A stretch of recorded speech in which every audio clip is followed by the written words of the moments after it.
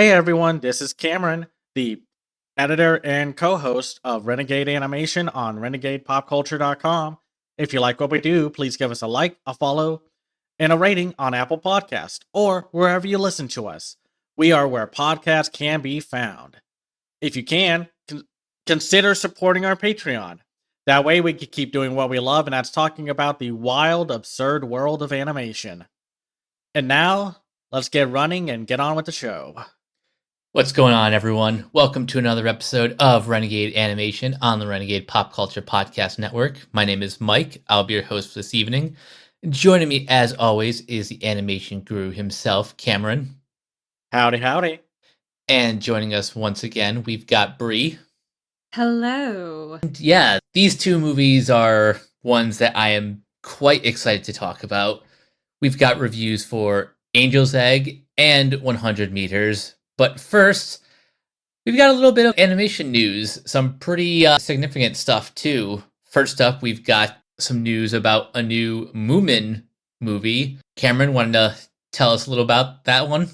All right, so we all know, or tangentially know, about the Moomins, a popular European children's franchise that has gotten a old animated series made in Japan back in the 80s, and then a recent crowd-funded CGI series that had really big names attached to it, like Matt Berry, to name one of them, and a couple of different movies in different art styles, including 2D and these really eerie, creepy, but charming stop motion movies. And, well, it's just like, okay, kind of weird that someone wants to make a Moomin movie. Who they got attached to it? Oh, Rebecca Sugar, the creator of Steven Universe, is going to be directing it for Annapurna. I mean, sometimes we understand that, like, some directors get attached to a project and it's like, wait, why? But with this one, it's like, the Moomins aren't super, like, disconnected from Rebecca Sugar and Steven Universe in a lot of ways. It's a very laid back franchise, super charming, very like lo-fi in some regards. And then every once in a while there's some nightmare fuel. This should be the first American Moomins film too, I think. Oh. Yeah, that would make sense because the other ones were all in Europe and such. And like some of those stop motion ones had like Peter Stormare and Matt Mickelson doing voices for the characters, which is a weird thing to say. Actually, I think you can maybe find them on Amazon Prime. I'm not entirely sure if they're still there anymore, but it will be very interesting to see what America can do with a Moomins movie. Though it makes me dread and worry a little because it's like when you watch Song of the Sea, The Breadwinner, and Wolfwalkers, and then you go and watch My Father's Dragon from Cartoon Saloon. And it's like, hey, Cartoon Saloon, why does My Father's Dragon feel so American? Yeah. I mean, I love that movie, don't get me wrong, but still. But I'm kind of curious if Annapurna is, because I was snooping around LinkedIn. I knew about the Stray movie, that they're still apparently, that's in like production or development. But they had this NDA project. I was like, what the heck is this? And I'm assuming we probably know what our answer is now. But I think because they saved Nimona late in the game, and just for context, I think for our viewers, we should mention that Annapurna Animation was co-founded by two former Blue Sky execs. I'm not sure where the animation is going to be produced, because I know for Nimona, DNEG finished the animation, so I'm not sure if they're going to do production in Connecticut or if it's going to be outsourced. Because with this announcement, there's like no release date or anything other than Sugar is attached. We will have to see. I have to think that it's going to be CGI, but I am also not going to be shocked if Rebecca is like, hey, listen, I talked with Gendy Tartakovsky and I'm thinking about maybe we can use one of those French studios. Or what about Triggerfish? Triggerfish. Oh, yeah, the South African studio. Yeah, they could do that like faux stop motion look with the CGI and such, which we've talked about multiple times on the podcast, including one of our favorite hidden gem, just funny movies, SEAL Team. And then, of course, they also made a short for Star Wars Visions Volume 2. Oh yeah, that's So, right. yeah, I am curious to know where they're going to take this. But for now, that's all that we have. But it's still very exciting because Rebecca Sugar is also working with, what's the guy's name who made Amphibia? Oh, Matt Brawley. Braley? They're working with him at Sony for a new movie. So we'll have to see what happens. This next story is going to have some context needed. The day before recording this, we watched the screener for Angel's Egg, the finally released Mamoru Oshii cult favorite animated feature that for the longest time never came out in the US, but we'll talk about that later. We were talking about the worry and concern of the fact that, hey, that Netflix Roald Dahl adaptation of the Twits is going to come out in 2 weeks from now. Where the hell's the trailer for it? And it's just like, we jinxed ourselves, basically, I think Mike did, by saying, watch as the trailer pops up tomorrow. And soon enough, I go through my notifications. I see, ooh, there's a trailer for the Twits. I send it to our group chat and say, so I guess we were right. I mean, I'm not the biggest Roald Dahl fan, not because I'm not a fan of his books or work or anything, or the fact that he's an anti-Semitic individual, but I don't know much about this story of his, the Twits. I really only knew about like Charlie and the Chocolate Factory and then the Fantastic Mr. Fox, and now it's pretty much it. I get the vibe from this trailer that it seems like it's adding more instead of just adapting whatever the story was. It feels very Toei animation from the 60s and 70s where every movie they made was like filled with animal mascots. But I don't know. Are either of you more familiar with the Twits than me? I can't say have. I mean, I've never been a super big Roald Dahl fan. I mean, I didn't find out about the other shit much later. I could say like the one story of his that I just kind of liked was James and the Giant Peach, but I feel like that's more because of the Henry Selick film. Same. Right. Like to see the trailer for it finally after like still images and then one little tease at the end of some kind of sizzle reel for what's coming to Netflix. And I am both very curious, but also very weary about how good it is if they're waiting this long to finally release a trailer, which we talked a little bit about this morning, where we talked about how like the algorithm might be of play and it might be a low risk kind of thing for Netflix because they don't want to lose the hype train for it months before it comes out unless it's Brie, what did you say? You know, like a big marquee thing. Because I mentioned like Wednesday season 2, for example, which had been hyped about like for years.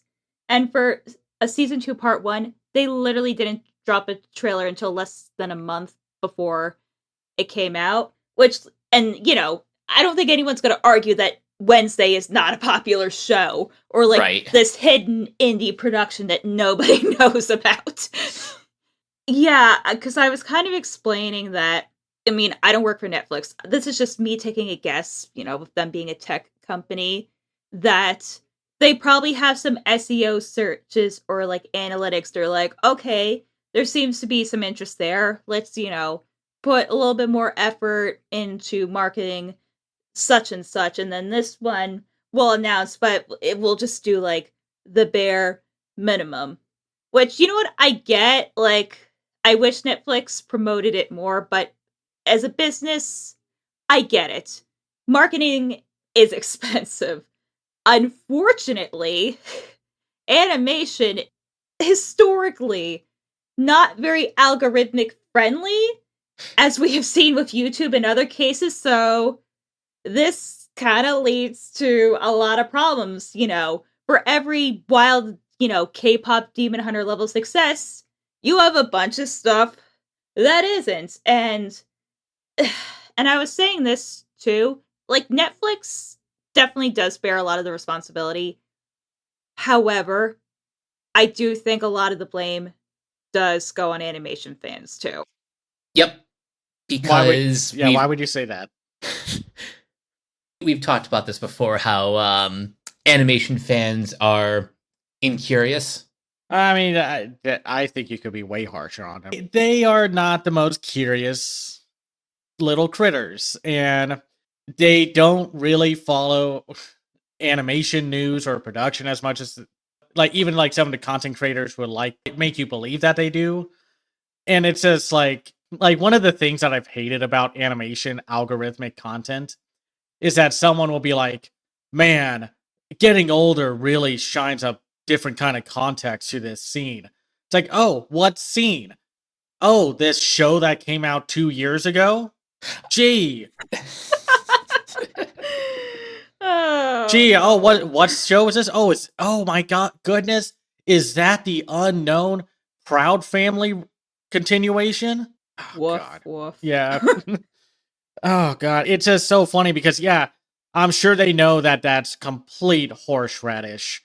It's, catches your eye because people have low and slow attention spans. Right. But the animation does look really solid. I think it's by Jellyfish Pictures. Honestly, I was considering this was I thought this was, what was it, Animal Logic.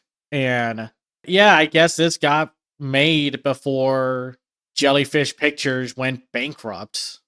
Yeah, 6 months ago. So I guess they were just either waiting or to release this when, oh god, it just reminds me again.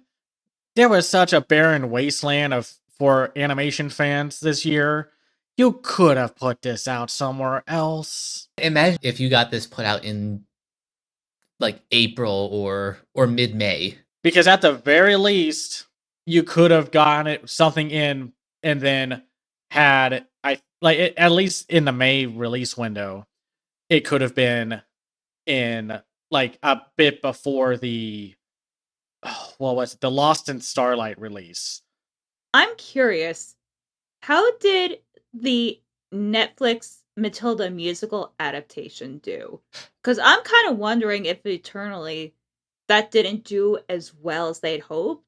I thought that was a relatively big hit. But I mean, like, was it not like the big, like, out of the park hit, they were expecting, since Matilda is one of Roald Dahl's, like, most popular titles? That's a fair point. It's like, the thing with Netflix is kind of like how Nickelodeon judges a lot of success off SpongeBob.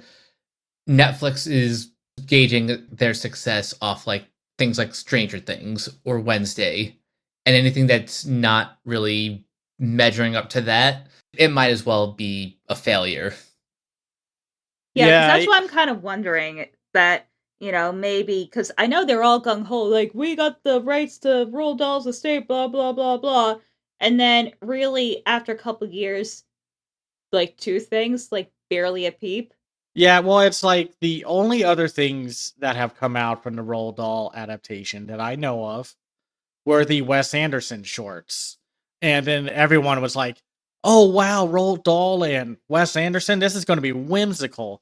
These are the darkest, most depressing short stories I have ever seen. What the... I mean, that's about what I would expect. I mean, I just think everyone was thinking like, oh, we're going to get some fantastic Mr. Fox, Charlie and the Chocolate Factory stuff. No. Which I would say, I'm like, have y'all read Charlie and the Chocolate Factory? That book is fucked up. It's like that. It's like, no, I only watched the Gene Wilder movie, and it's like, which is nothing like it. Yeah, no. Like, imagine the chicken head scene, but that's the entirety of the book. Yeah. Because children definitely do die. I'm sure just back in the day, they were like, no, we're not allowed to do that. Oh, yeah. And you know what this reminds me of? The really whacked up version of Charlie and the Chocolate Factory that was on Broadway like a few years ago, where I think Veruca, like, it was like so weird. Like, most of the children in the Broadway version, except Charlie, were played by adults. Because I guess the dark tone of the shit that happens. And there's like squirrel mutilation. Like, it is like, that show is insane. I'm going to assume parents brought their kids to audition, read the content, and was like, we're not doing this. Well, I think what had happened is the original West End version, people had complained about it. Oh gosh. I don't know why. It's reminding me of that footage of a preschool stage play of people doing Scarface. Oh god. And it's like, of course they're not having a kid sit in front of a desk full of cocaine. No, I think it's like a bunch of chicken nuggets or something. And it's just like, Oh, that doesn't fix anything. It's weird to see the twits, and I don't know why. I watched the trailer a couple times, and for some reason, I thought Mr. Twit was also voiced by a woman. Like, because like the two Mr. and Mrs. Twit are voiced by Johnny Vegas and Margot Martindale, which great casting. I love both of them. Though I don't know what was up. The trailer did not want you to hear Mr. Twit's voice. They really focus on Margot Martindale. This cast is bonkers. Natalie Portman, Emilia Clarke, Jason Mantzoukas, Timothy Simons, Alan Tudyk, Nicole Byer, Mark Proksch, Rebecca Wysocki, and Charlie Barron, including I think the lead child is voiced by Maitreyi Ramakrishnan. And it's a weird trailer, right? Like, it just seems like they added more for the sake of this story to be feature length. Hope it's just the way that the trailer was edited and it doesn't feel as overstuffed when watching the actual movie. Right. You know, it's just what family entertainment marketing is. It's very annoying and very loud. And make sure we have the fart joke. God. And yeah, get a load of my diarrhea. Yeah, because let me tell you, like, I felt physically ill watching that Cat in the Hat trailer in the theater a few weeks ago. I still like the visual look of that movie, but I also understand completely why people find it an eyesore. Like, we were wondering, like, my friend of the podcast, Ruben Barron, was talking about the fact that, like, hey, Netflix sent out their For Your Consideration campaign stuff for K-pop Demon Hunters, duh, but nothing for the Twits. So how bad is this? There's no hype behind it. I'm like, why should they spread their resources thin? Like, go in all K-pop, like, exactly. Otherwise, you're just lighting money on fire. I mean, I get the worry because it's like in video game industry nonsense. If you're told to hold your review until release day or hold it a day after release day, it's not a good sign, but it's not always the death nail for the project. It just so happened to be for Assassin's Creed Unity and Sonic Boom when they came out back in the day. Here, it's like, I'm not entirely sure. Being Netflix, to be honest, because I think Netflix, for the most part, I would say it's mostly like a TV company. Like, yeah, they do movies, but I think their promotion is going to be more, you know, because when you think about it for like network TV shows, they usually don't post a trailer or a clip until like a few weeks out from airing. Like, I think they just try to capture the hype in the moment. And come to think of it, like, back in the day for, like, Stranger Things, I don't think, like, there was really any promotion at all for that show. I maybe saw, like, one trailer a couple weeks before, like, at most, maybe a month before season 1 premiered. But, yeah, at the time, Stranger Things was just one of those, ooh, this looks interesting. And now it's, like, one of their biggest hits. Well, it's like, I hope it's good. I hope the Twits is good, and I will say I am wrong about that the Muggle Wumps, or whatever they're called, are actually part of the original story. So they're not just a weird Toei like animal mascot add-on. So at the very least with the cast, it looks fun, and who knows? The director has talked about the director being Phil Johnson of Ralph Breaks the Internet and Wreck-It Ralph and Zootopia fame, has talked about how he really likes the mean-spirited nature of the source material. And even though he tried to tell Disney that, like, hey, I want to do an adaptation of this, and Disney was like, this is way too mean, man. We cannot do this. Even though now it's like, come on, Disney, you can do it, you wusses. I just want it to be good. And the fact that it's getting a preview screening a few days before Animation as Film is happening makes me curious to see what kind of hype there is for this. But we'll have to see. Now for we got to get going. The last bit of news was a bit out of the blue. Gendy Tartakovsky with his fancy new Instagram account. I don't know what drove him to do this. I mean, we could take a few guesses. Said like, hey, you know what? I'm going to post this video. What's the video? It's test animation footage for the Black Knight movie that got canned a while back because Sony was like, I don't know who would see this in a theater. And it's just like, oh God, Sony. Like, how can Sony be so ahead of the animation game in terms of technical evolution of the art form and yet still be so held down by, can this be shown in a theater? They are always 2 steps forward, 1 step back. It's really their executives, like, at the studio level, not so much like the animation studio people. No, it's not. It's so weird because they're like, hey, we're going to go all in on this Spider-Man-less Spider-Man cinematic universe because people really want to see a Craven, a Madam Web, and a Morbius movie. Which begs the question, I'm like, do you interact with human beings? No, they don't. Not at all. Like, Sony, you gotta have some faith in your animation projects. What is it with them and saying, hey, we don't know if K-pop Demon Hunters is going to be successful, so let's sell the project to Netflix. And now Netflix is like, hey man, we just got this $20 million out of nowhere with putting K-pop Demon Hunters in the theater. We just don't know what to do with it. And Sony's just looking over there like, God damn it, again.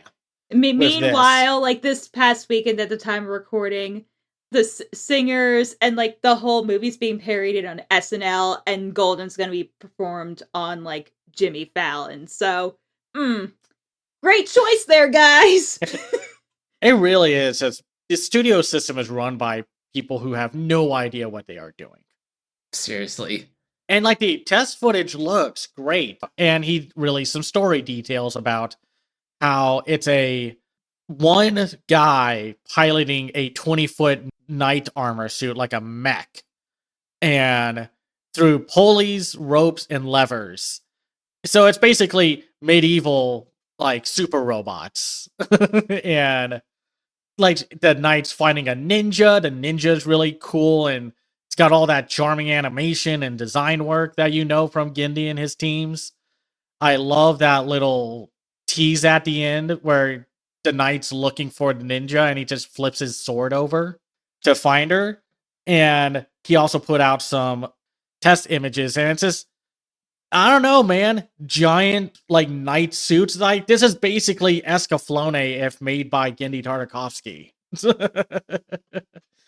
And, like, Escaflowne is one of those super popular old anime, but that's also probably the reason why it hasn't been picked up for a live-action adaptation. It's an old anime, not new and profitable.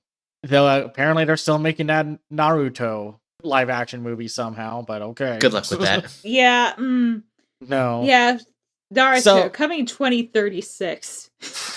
Gendy basically said in the post that he got really sick and tired of Sony overlooking his projects, even though Sony basically promised him full keys to the car. You can do whatever you want after the success of Hotel Transylvania and such. So to see them they do walk back on their promises, and then the whole thing with Fixed and such. So I don't know. It's like, I think he's trying to coax or force Sony to show their hand. And if the pushback is good enough, they will greenlight it. But I'm also like, I'm not siding with the executives, but I am weary about the fact that fans will not show up to something new. I hear what you're saying, but I'm also kind of fully on board with whatever tactics Gendy is doing to like get eyeballs on this movie any way possible. I love it. So it's, I think, for Sony to show their hand. I mean, it's not like Sony can lose any more money on projects like the Spider-Man list Spider-Man movies. It is frustrating though. It's like they're so focused and hell-bent on the fact that they're worried about theatrical potential instead of just, hey, this would be a cool project to make. Warner Brothers is basically like throwing money into the air to make its film scene look more serious with stuff like Bong Joon-ho's Mickey 17, One Battle After Another, Sinners, and stuff like that. It's just weird. Film studios are weird. But I guess this is a good segue to talk about studio nonsense with Angel's Egg. We finally get to talk about Mamoru Oshii on this podcast. Back in the day, Mamoru Oshii was crafting a Lupin the Third movie, and when plans for that movie fell through, he was just like, well, fine, I'm just going to make my own project to make an original movie and such, an OVA and what have you. And teamed up with Yoshitaka Amano, a world-famous illustrator who's mostly known for his Final Fantasy artwork, among many others. I'm sure if you've seen some of his vibrant imagery, you would have seen it somewhere before.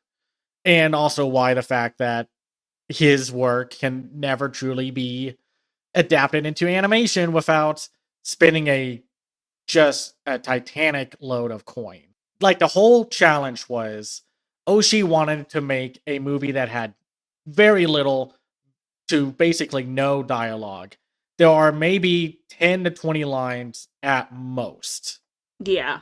Mhm. And he was also getting into religion, not in a crazy sort of way, but like, because people asked him saying like, hey, this movie has a lot of religious imagery and symbolism.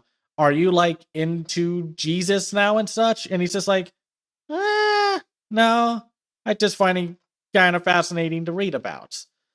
And then when it finally came out in 1985, if I recall, Because we saw the 40th anniversary 4K restoration that he actually oversaw. right. And well, what happened was back in the day, this super like interesting experimental animated film died at the box office. And it got, I think, some pretty positive reviews, if I recall. But it was like, no, man, no. Nobody wanted to see this, which at the time was probably because the anime OVA scene was about to blow up with basically hyper violence and sexual content. So, yeah, I guess that like people are like, "Oh, this is not for me. I prefer to see blood covered And boobs." the boobies. Yeah, the boobs.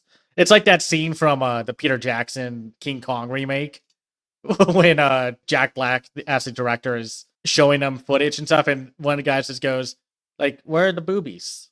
And it's like, oh god, okay. Yeah, it took really pretty much forever for this film to come out in the US, and there were no plans to bring it over. You basically had to bootleg this thing left and right to finally actually see it with those classic yellow subtitles. And it became like this cult item and got like a following for years to come. And then somehow, some way, Roger Corman's film company, now whether this was before or after he sold it, took the skeletal foundation of Angel's Egg to combine 2D animation with live action footage for a movie called In the Aftermath. And, well, I guess you could say that also complicated the rights issues, because For years, again, years, everywhere else could watch Angel's Egg. Japan was re-releasing this thing onto Blu-ray into theaters, but the US got nothing. Until last year, G-Kids was like, hey, by the way, we got that Angel's Egg movie, finally, and we're going to give it a big 4K remastering and a theatrical release, a screening and premiere at Fantastic Fest, which is how I saw it. And now I'm wondering if modern 2025 animation and anime fans are going to actually be interested in this, because this is a weird movie, not in a surreal, like Boots Riley kind of way. This is a movie. This is like modern art. Like, this is like, light me up a cigarette in a gallery. That's a good way to put it. And it's all pretty much silent. It's like and I know people are going to groan or roll their eyes at the comparison. It's a Dark Souls from software way of telling a story, because all you got is the environmental storytelling, visuals, and symbolism with a scant few bits of dialogue to tell you everything about this story. And, well, it's about this young girl on a supposed island who carries an egg with her.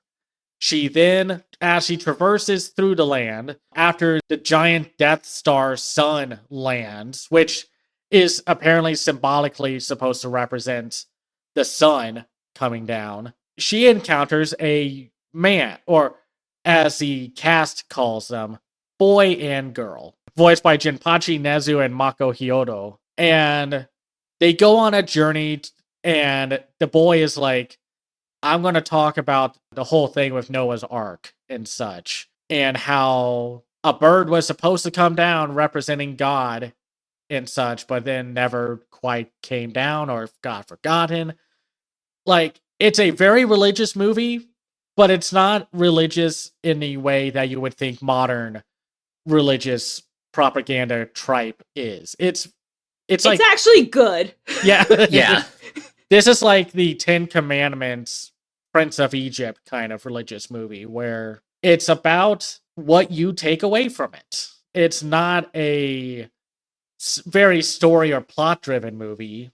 Like I said, very little actually happens, and there's no real plot arc or stakes to mention outside of what is inside the egg that the girl is carrying around. And will the boy or young man carrying around a gun that just so happens to look like a mangled cross? It's like a proto Final Fantasy VII weapon. Or pretty much a, what's the guy's name from Trigun who has the big cross gun? But well, isn't it Wolfhard? Wolfwood. It's funny. He never uses the gun once outside of a blunt force means of breaking open the egg. And I mean, it's a very interesting world that the girl lives in. Everything is dystopian, decrepit. There's water and nature overflowing in some places.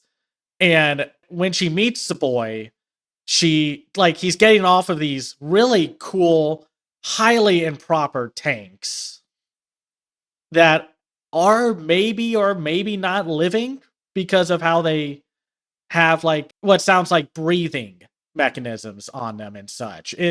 And then there's that whole sequence where she realizes that she's not alone at the fountain, and that there are many, many men, or whether they're statues or not, fishermen holding whaling spears. And then the whole sequence happens where the men are throwing the spears at these giant fish, but the fish aren't actually there. They're not physically there. Silhouettes. That I feel like has to represent like the destructive nature of man, because the spears don't do anything. It doesn't actually kill or bring the fish into their world. All that happens is like you see wreckage and broken glass and houses everywhere because of the nonstop violence that humans bring onto the world for the sake of some resource or another. it's just really cool in that regards. It doesn't try to tell you what is actually happening. It doesn't over explain it in an anime way, which is cool, but I don't know how people are going to react to this kind of thing. I think people who like more artsy animated movies like Fantastic Planet, that crowd will be more accepting of this movie than the stereotype of animation fans. Like, Brie, what was your like opinion and takeaway from a lot of like what is this movie about and like your we all loved it. We're not trying to Oh yeah, like yeah. dance around that we didn't like it. It's like this is an amazing feat of animation. Especially like I thought this was going to be done by a company like Production IG or Madhouse, but instead it was by Studio Dean back when they could actually make good stuff on a regular like occurrence. Or So Studio Dean. I'm sorry, man. It's like that's kind of one of the studios that you see pop up and it's like, "Oh boy, here we go." Yeah, it's like, oh, you're still here. Oh, baby. Well, I think they were also like the same studio that did those Junji Ito anthology Oh god, adaptations. So it's right. like, Oh no. yeah.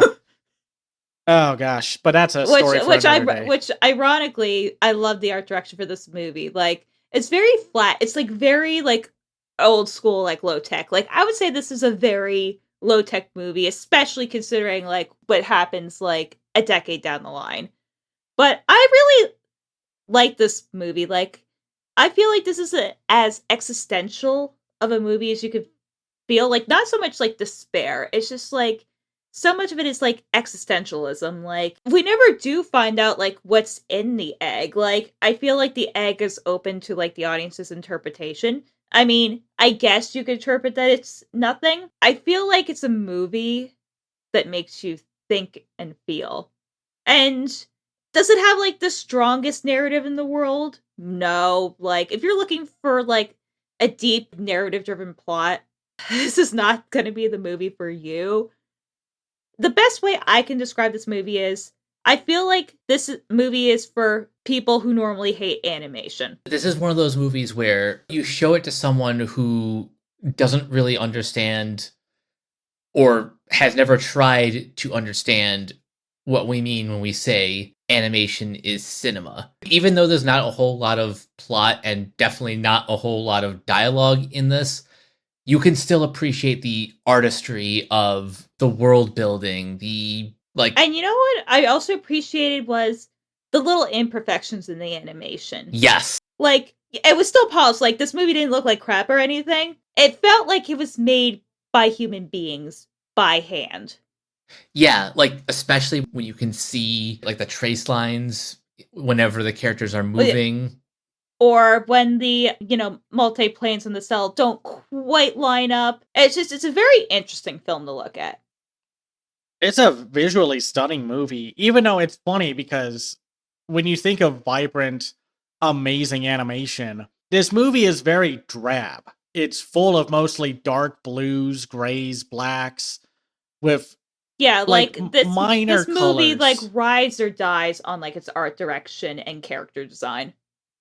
that, Yoshitaka Amano did designs for. And yes, while they are simplified, if you've ever seen his work, you know you are never going to get a one-on-one adaptation of a Yoshitaka Amano art design like thing unless a studio is willing to plop down so much money for it. Like, so much money needs to go into it if you want the hyper detailed stuff, because otherwise they're going to take away the detail to make it work in animation.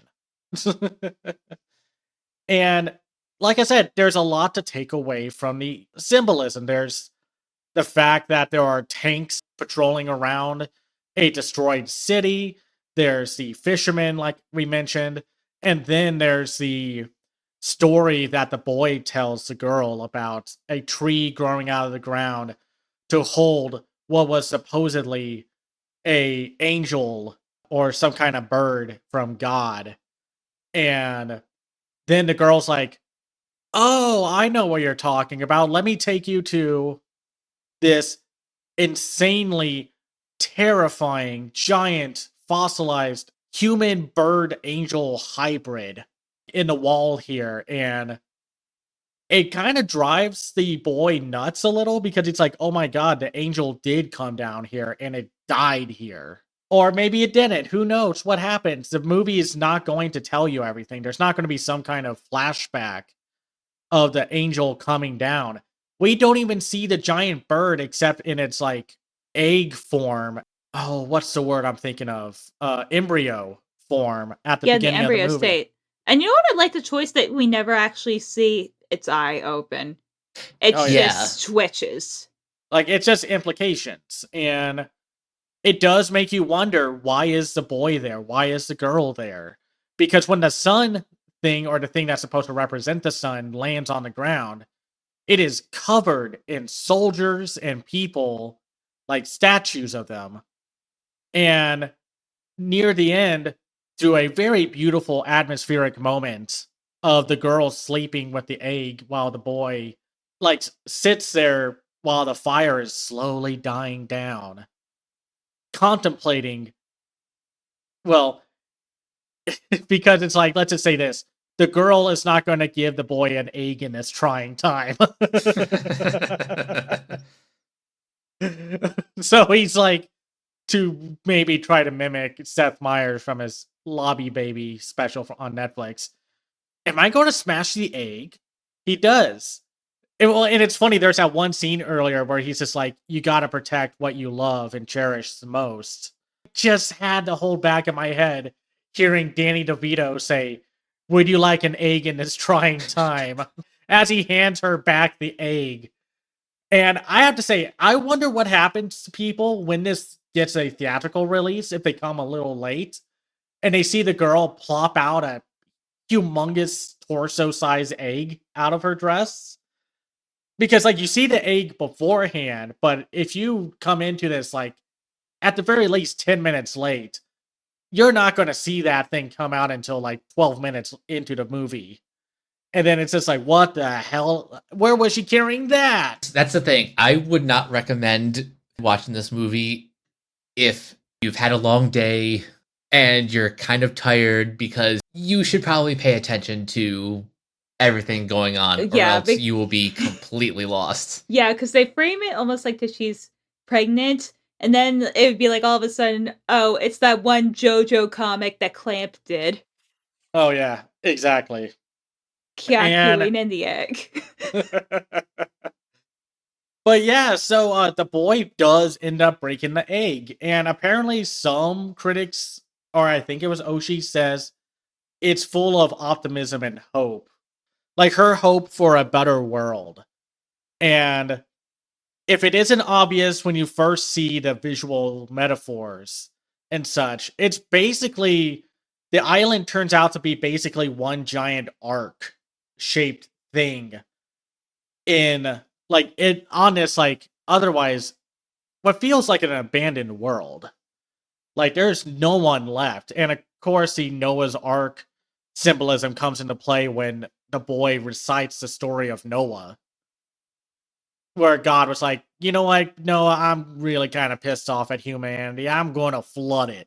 And Noah's just like, okay, and I'm going to go make a boat first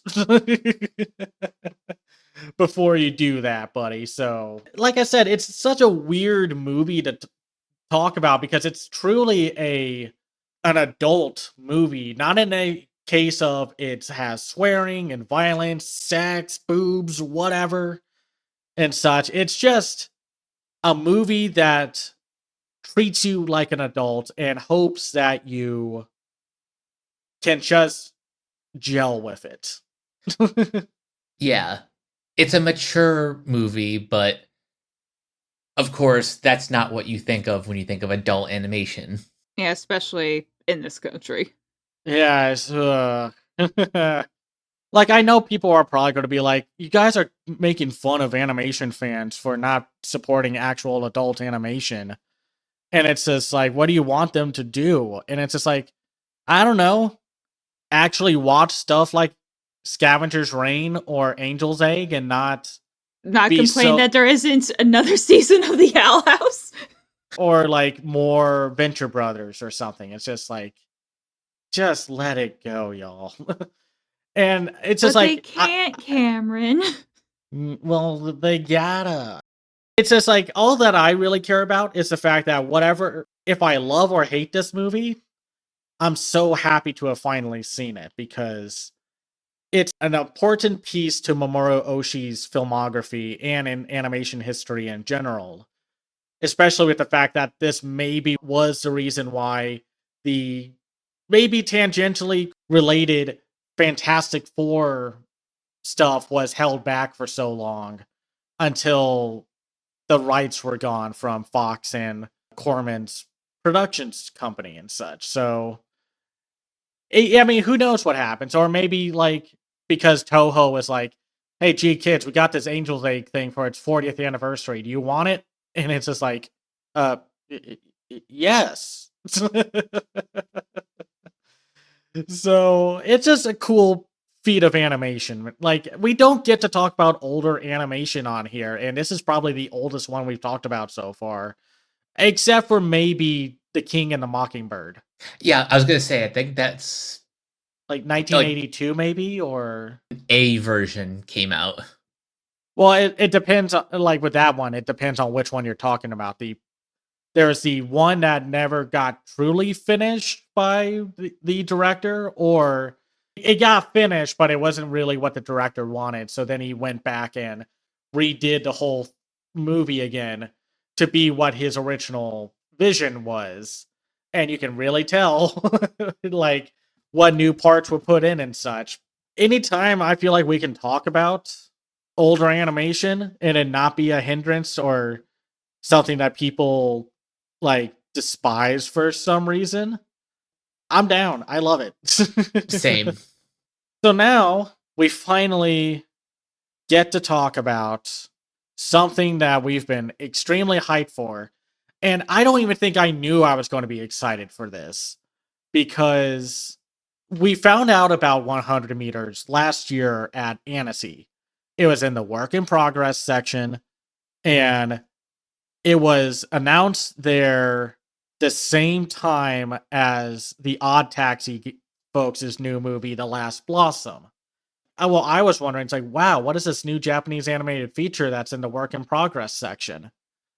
And you then read up about it, and it's based off of the manga by Uoto, who is behind the very good, highly acclaimed Orb on the Movements of the Earth manga and anime series. And then it just, like, the interesting details about this movie keep becoming cooler and cooler, where you have Kenji Iwasawa, who directed Ongaku Our Sound back in 2020, who was directing this movie, and he's also working on a new movie, which I think is supposed to come out, think next year, if I remember correctly.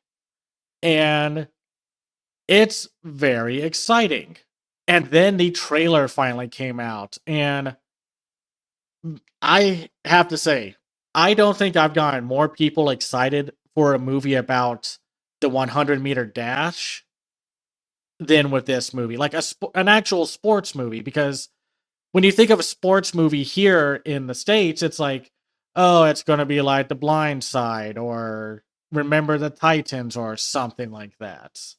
It's not going to be what you think of as sports with anime and such. Like, you watch the first Slam Dunk and such and be like, wow, this is the best basketball movie I've ever seen.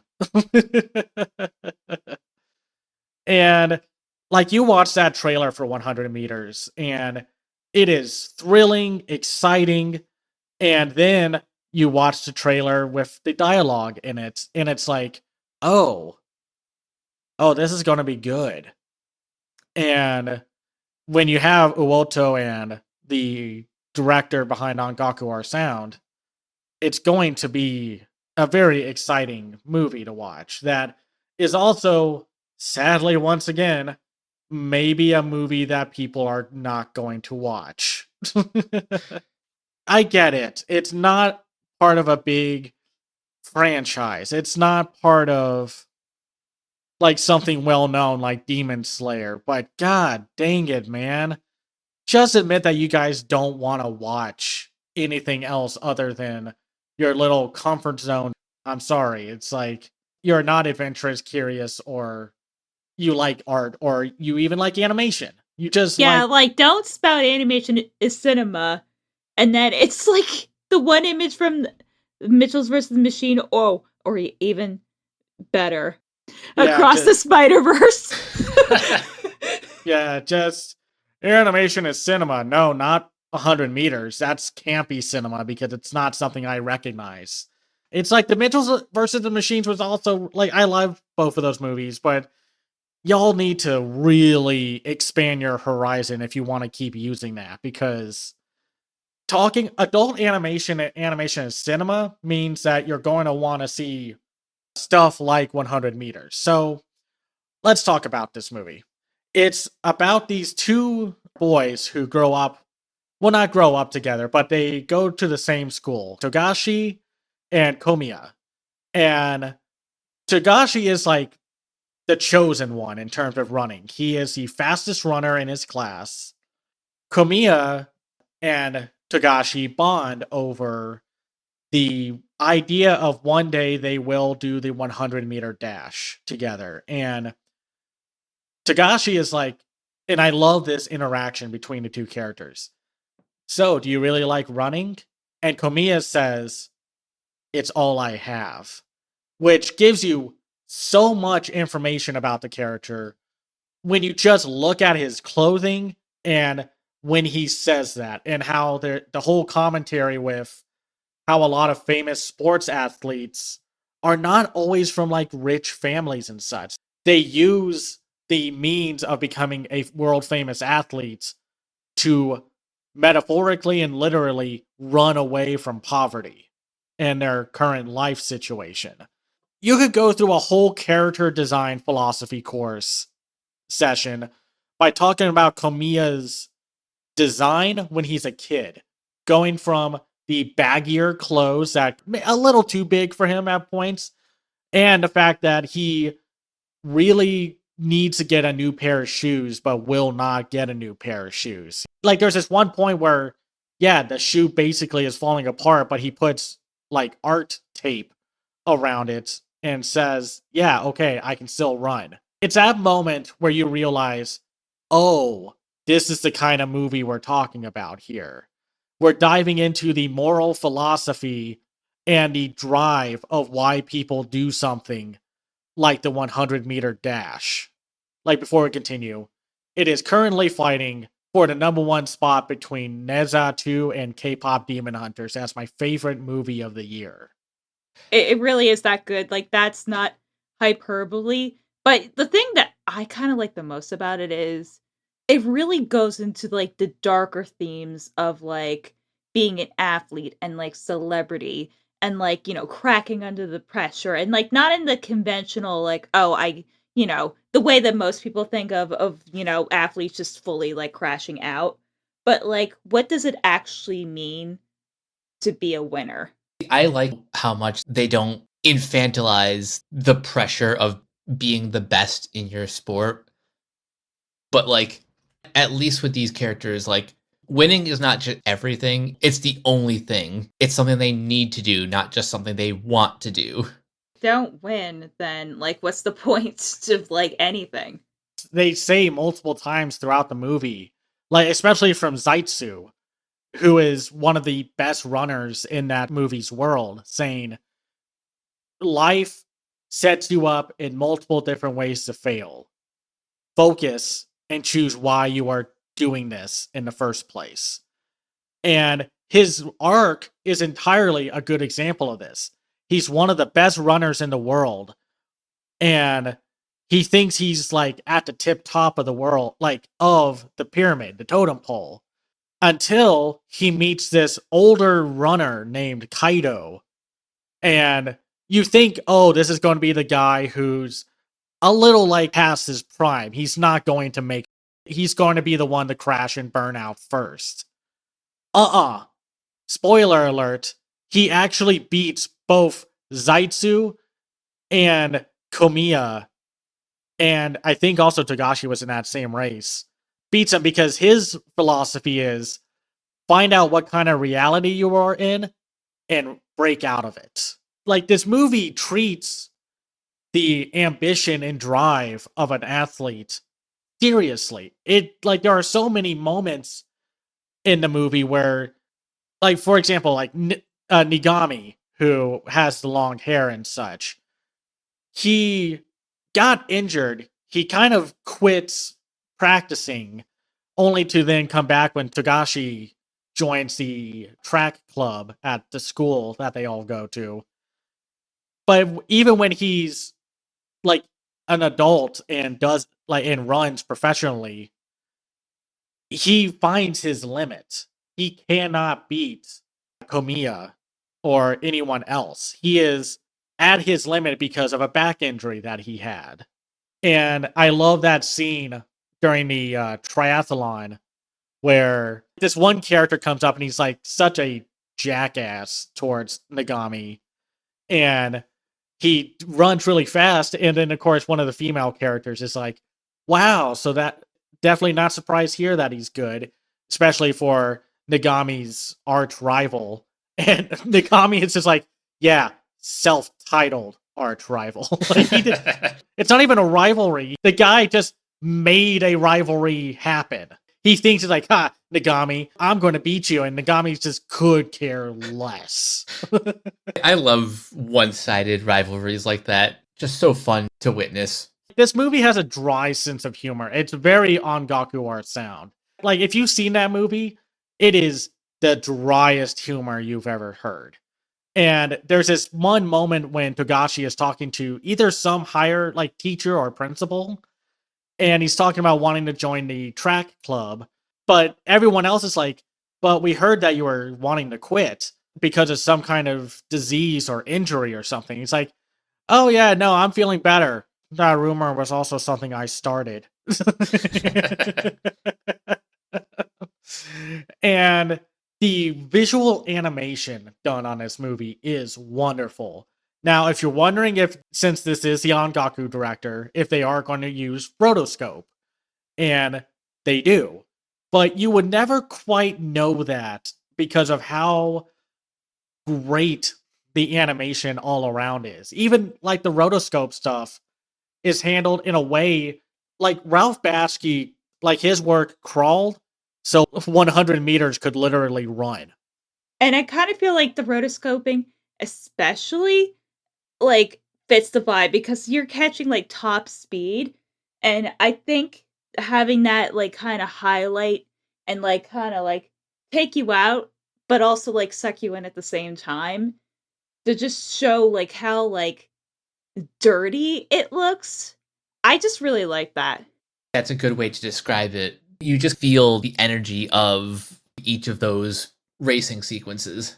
Animation is so good. When you watch the official Hige Dandism for their song for the movie Rashisa, there's this moment during the triathlon where the Nigami grabs the little hand thing during the triathlon.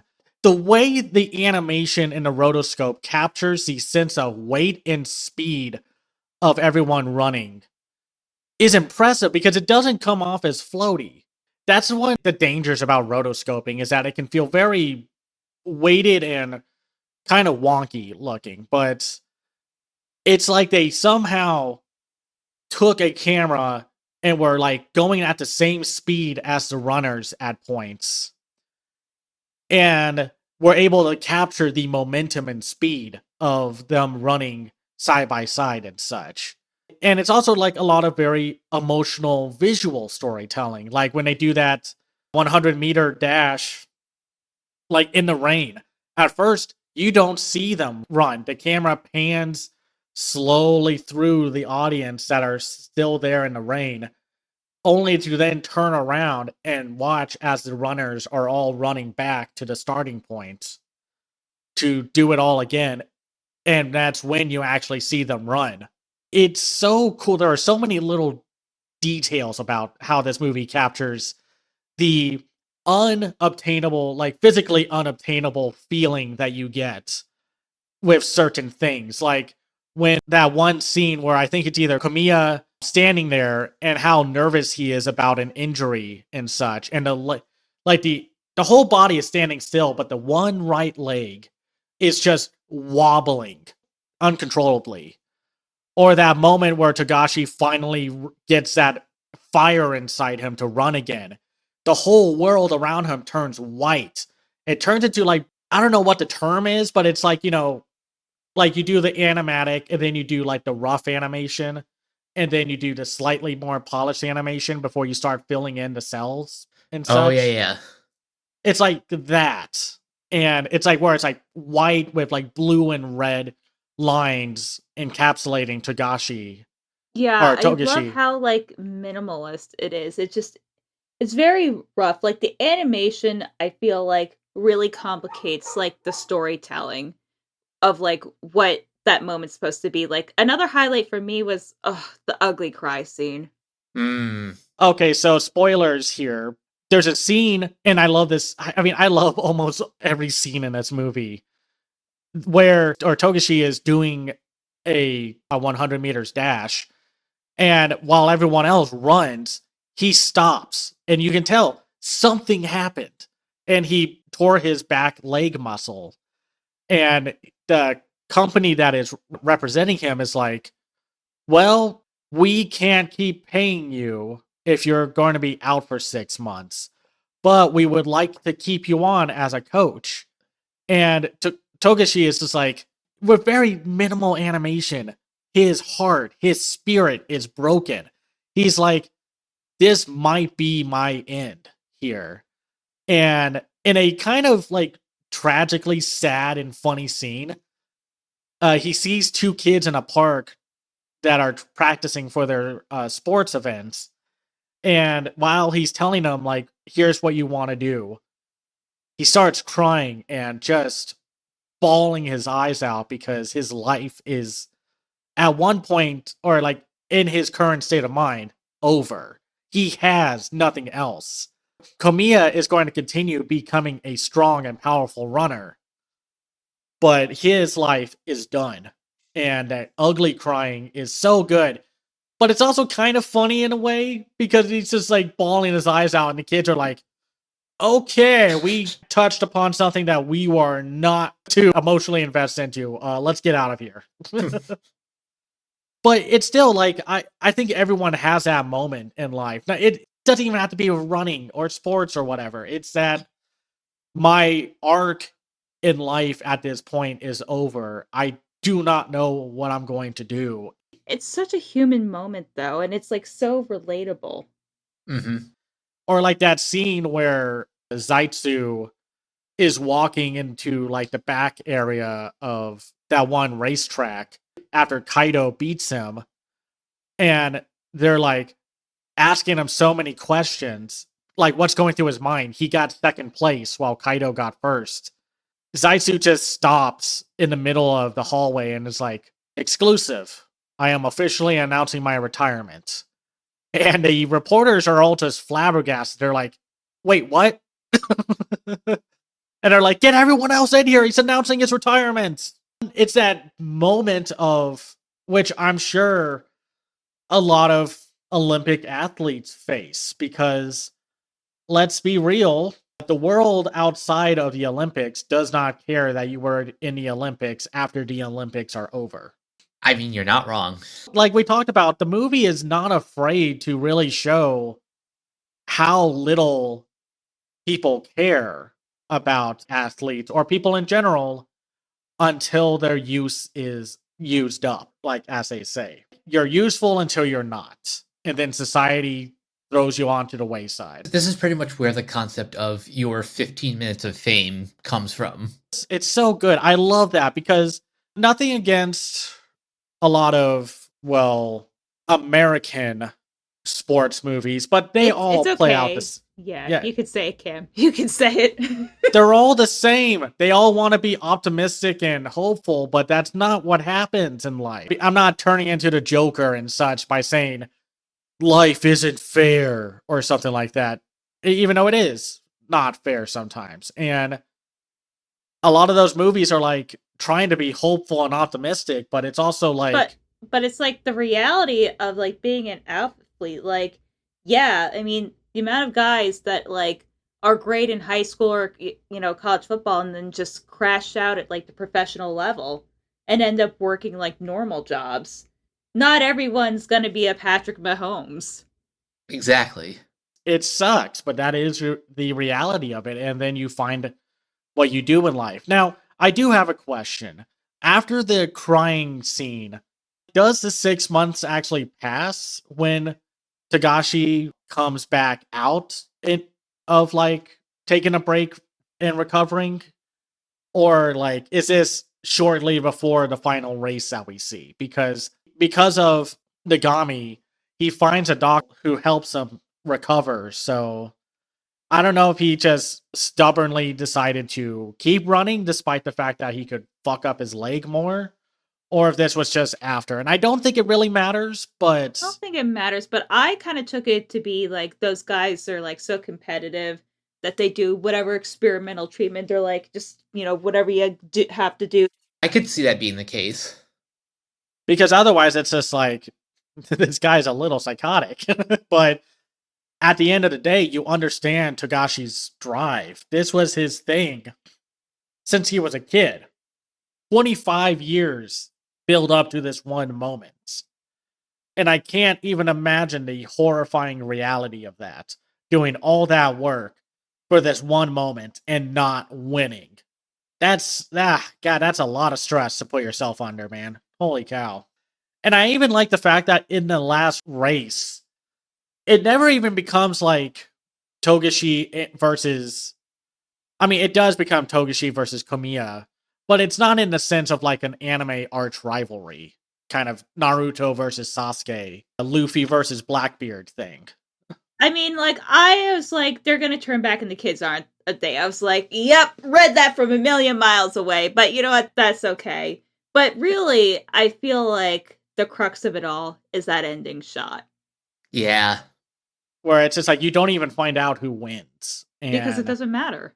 And it was just so freaking good. Like this movie and all the like moments that unwind and unravel as we watch these characters throughout their life like go up and down and even like tragically end their careers. Like there was even at one moment, I think it was from either Zaitsu or Igami saying, people throughout their whole lives ruin their lives because of the 100-meter run. And it's so just captivating to watch that on a like level. It's not like a shonen anime with a sports theme. It's not an inspirational. It's not like a Hayaku or like anything like that. It's like, yeah, it's the power of friendship in sports. We can overcome anything. This movie spits on that concept. This is almost, but not quite to this extreme of Whiplash, but instead of the jazz scene, it's like the sports world. It's just funny how surreal this movie can be, but also how grounded it is. With even like just, it's so human, and there's no like magical fairy, no like special abilities or powers or something like that. There's so much focus on the realism, but also making sure that all the runners even have like their own kind of distinction when running.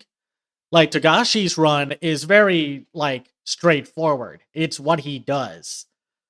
But Komiya, while still having to run like everyone else, when he's young, his run is primal. It's animalistic. He is running from a world that he does not like being in. He is running as fast as he can. And you could tell that by the way he swings his arms and how the movie captures that feeling of him just wanting to run, to win, to be in first.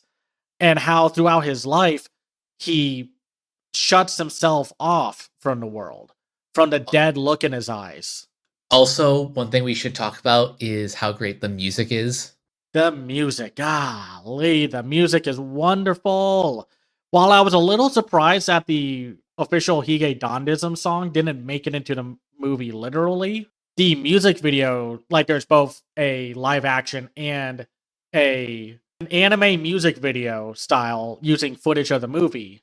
But the rest of the music is done by Hiroaki Tsutsumi, who also works on stuff like Jujutsu Kaisen, Teasing Master Tagaki-san, Dr. Stone, and it's just like it brings that hype, that excitement of running, of the sports. Like you get pumped. It is so it's not even like a 90s extreme sports kind of hard rock or anything. It's grand in scale, but it's also very exciting.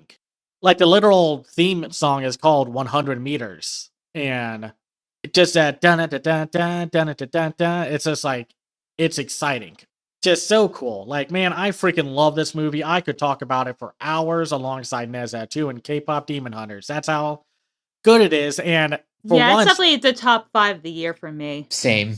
Not just animation, but in general, this is top 5 material. like we haven't even gotten to like Arco, Little Amelie, or Chow yet, and I can't imagine how much of a bloodbath my top 10 is going to be with those movies in question, like shoving That their way live into. action and animated, yeah, like the next 2 months we are going to eat. This almost reminds me of 2013, where most of the year was kind of hit or miss, but then the last couple months come in and it's like just banger after banger. Kind of feels like that in both live action and animation. Exactly. Like with 2013, I recall that being like kind of whatever with animation. It was like kind of, yeah, it was very much like, doesn't really feel good. And then you add in like Wolf Children and The Wind Rises and Ernest and Celestine. And it's like, oh, holy cow, it actually got good. This is why I love animation. I talked about this before every time we watch like a cool movie like the Tina or the Bears invasion into Sicily and such. It's such a fun medium that I wish more animation fans, YouTube creatives, and people in general would just take more seriously. Agreed. By the time this comes out, the movie will have come out. So if you can watch it, please do. Please do. Please. I've been recommending it like crazy. Please. Like, I know Demon Slayer just came out and the Chainsaw Man movie's coming out soon too, but please watch something that isn't a Shonen Jump anime thing in theaters. Please. Like, it's getting a pseudo wider release than I was expecting because normally when I see G Kids movies, I get hopeful that it's at my Regal that's down the street from me and it's not halfway across town or at a Cinemark. But it's actually showing up at my Alamo Draft House that's like 20 minutes away from my house. So it's like, oh, G Kids is giving this thing a wide release, unlike what they did with Legend of Heidi 2, which is so cool. And also, please watch that movie also. The last time I recall G Kids giving a movie this wide release was when they put out Belle in January of 2022. Yeah, and then 2023 with The Boy and the Heron, but they were going to do that anyway. So Yeah. Well, he's like Nolan in that regard of just like, you're going to give me a theatrical wide release. And you're going to give me all them goddamn IMAXs. Yeah. But yeah, man, just watch 100 meters. It's so freaking good. Just watch it. It's, oh my god, I am just getting excited about rewatching it again when I can. I'm going to take my folks to see it. So watch it. It's so worth the hype. It's like the big surprise of the year for me. So I was wondering if I was overhyping it myself. I was like, oh, this thing looks amazing, but it's also could just be marketing. Who knows what's going to happen? And then we watched it. And then I messaged. Nope, hype is real. It's like I messaged you two maybe 10 minutes before the movie ended. And I was like, yo, this is really freaking good. And then Bree, you got mad at me for saying that first, but only because I know, said because it I was gonna text that. I wanted to say it. Damn you, Cameron.